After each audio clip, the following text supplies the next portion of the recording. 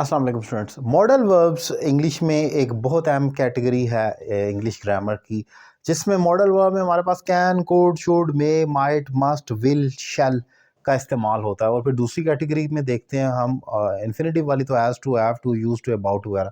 आज specifically use of शैल है। आप जानते हैं फ्यूचर इंडेफिनिट में हम आई और वी के साथ शैल लगाते हैं। मैं किताब पढ़ूंगा, आई शैल रीड अ बुक। हमने बचपन में ये पढ़ा, लेकिन ये ज़रूरी नहीं है। आज जो शैल का मैं इस्तेमाल बता रहा हूँ वो सबसे इंपॉर्टेंट है।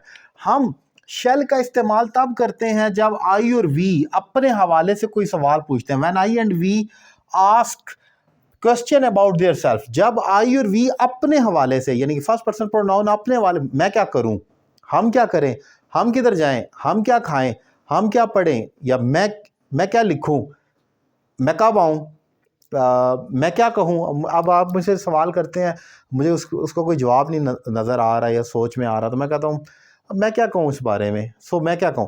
अब होता क्या है, होता यह है, जैसे मिसाल तौर मैं क्या करूं, अगर मैं एक फिक्रा सिर्फ इतना दे दूं, आपसे पूछूं, आप कहेंगे इसका मैं क्या करूं की इंग्लिश होगी व्हाट शैल आई, व्हाट शैल नहीं लगाते आप, मिसाल के तौर पर आपको नहीं पता, तो आप दूसरे रास्तों से जाएंगे तो आप कहेंगे व्हाट कैन आई डू, ये तो हो गया मैं क्या कर सकता हूँ। What do I have to do, मुझे क्या करना है या मुझे क्या करना पड़ता है। व्हाट आई डू, मैं क्या करता हूँ।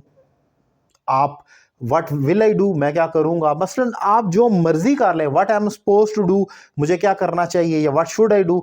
आपको कुछ भी एग्जैक्ट और रेलिवेंट नहीं मिलेगा। करूं, जब भी आपने इनफॉर्मल फर्स्ट पर्सन प्रोनाउन अपने हवाले से सवाल करता है, मैं क्या करूं, तो वहां शैल आना है।